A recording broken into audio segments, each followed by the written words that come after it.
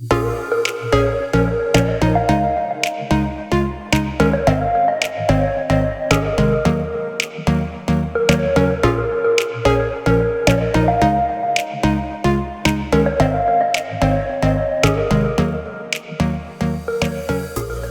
guys, what's up? Welcome back to my channel. If you are new here, my name is Melrae and I film beauty and lifestyle videos, and I would love if you guys hit that subscribe button and join the fam over here. Also hit that notification bell because subscribing on YouTube nowadays means nothing, apparently.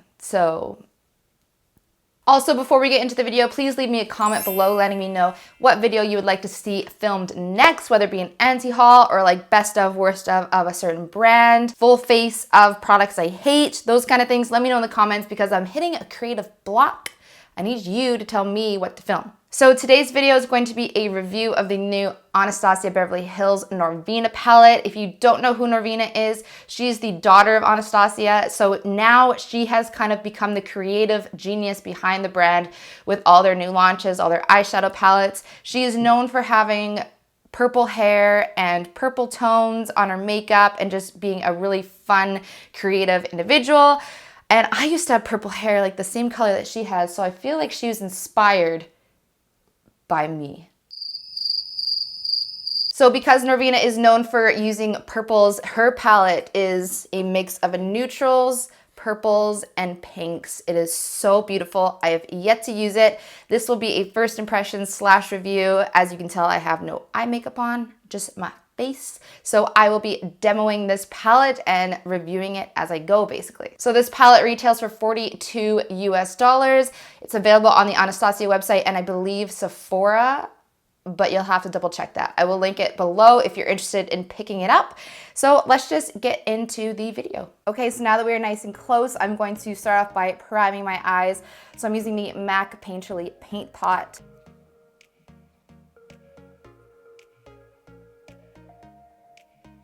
So now that we are all nice and primed, the first color I'm going to use is called Love. It is this pink matte shade down here. So the palette does have 7 mattes and 7 shimmers, but I feel like there is a slight shift in some of the mattes. We'll see upon application.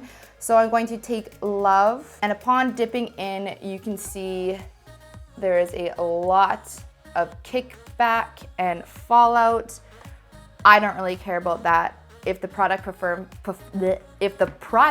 performs well, then that's all I care about. So because there is so much kickback, I'm going to tap my brush.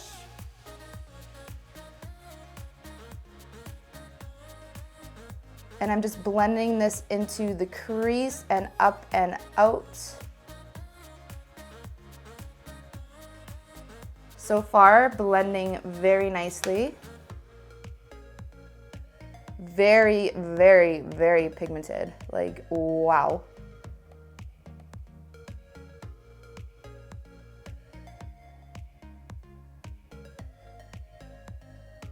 If you don't tap your brush, you will have so much product on your brush and you will not know what to do with it. So please, word to the wise, please tap the excess off your brush or you will have issues. But I personally prefer to have more pigmentation like these shadows do because I'm light-handed. I feel like it's easier to blend out and apply your shadows if you are light-handed. So if you are heavier-handed, take it back a notch. Okay, next to warm it up, I'm going to go in with Eccentric, which is this beautiful matte kind of orangey brown color. And I'm going to use a slightly smaller blending brush. This shade doesn't have as much kickback. This came out way darker than it looks in the pan. This is very confusing. Like, do you see it almost looks like I put a brown on my eyes? Why is that?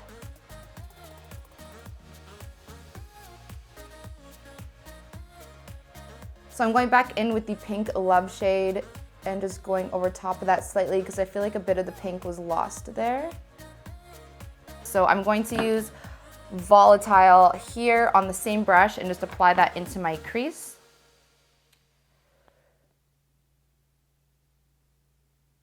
And this has a very blue purple undertone to it.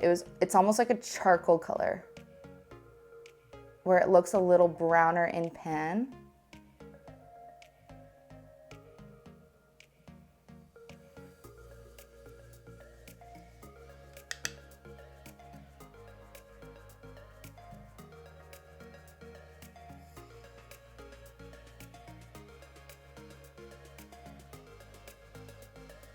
So now I'm going to use the shade Drama, which is this deep shimmery plum shade. So I'm going to apply that to the outer and inner corner, I think. So I'm just using a flat shader brush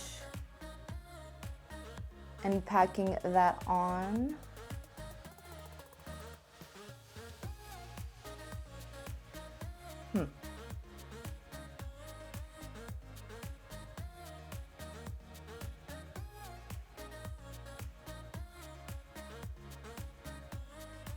So this shade is going on very gray as well. It's not really coming out the plum purple. It's a very pigmented shade, but it's looking less plum and more like purple undertoned charcoal. So I'm just gonna hold, I don't know if you guys can see, I'm going to hold the shade that I used, which is this one here, and shut my eye. And can you see the difference of how it applies? Let's get closer. Of how it applies versus how it looks in pan. So I don't know if you could see that, but it's looking way different on the eye. So now using the same brush, I'm going to pick up Celestial, which is that gorgeous purple here, and hopefully this looks the same on the eye as it does in the pan. So I'm going to use this just a little bit closer in to where I put Drama. Okay, this one is beautiful. It's coming out exactly how it looks in pan, which is awesome. And it's so pigmented, like this isn't wet, the brush, at all. And it's a natural hairbrush, but it's still coming out so vibrant. Like that's insane. This color is a definite win.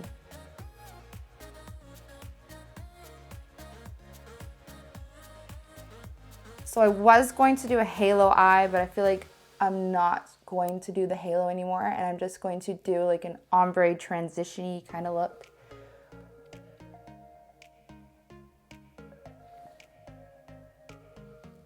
So I'm just going to, since this color is so beautiful, I'm just going to apply it to the rest of my lid. I was going to do a halo kind of look, but I changed my mind.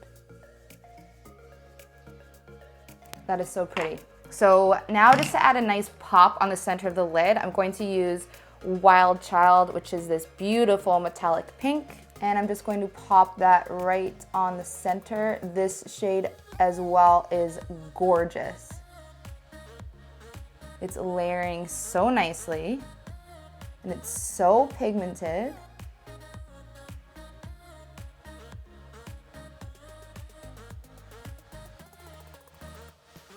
So pretty. I'm obsessed. So now for the lower lash line, I'm going to go in with Volatile again, which is that ashy brown shade, and I'm just going to apply it right to my waterline, or not waterline, my lower lash line.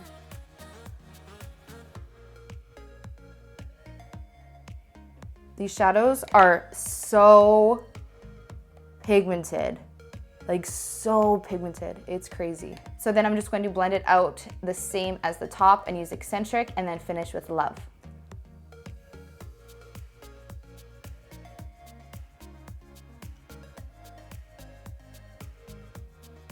And then for my inner corner highlight, I'm going to use Dreamer, which that's my jam right there. That's what I feel like most palettes are missing, is that kind of not highlight shade, but like a nice pop of like champagne. Again, so pigmented. It's a little dark for a highlight for me, but for most skin tones, it would be really pretty. And then under my brows, I'm going to apply base. Yeah, that has like a slight pearlescence to it. It's supposed to be matte, but it ain't. So that is the eyeshadow, and now I'm just going to apply some eyeliner. Okay, so this is the final eye look with lashes and liner. I'm really happy with how it came out. What do you think? Okay, so Anastasia also came out with some new lip glosses. So these are them here. They are kind of like lip toppers. They're so pretty. So I'm going to use one of those today, but I'm going to apply some lipstick first. So I'm going to use the Anastasia matte lipstick in Nude.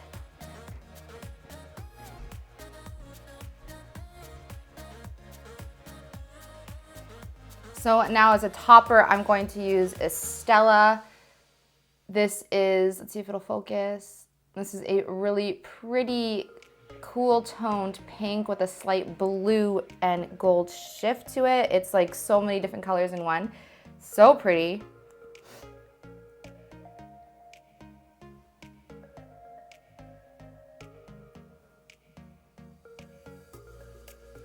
It's really nice. And these are so comfortable on the lips. They're not tacky or sticky. That is pretty.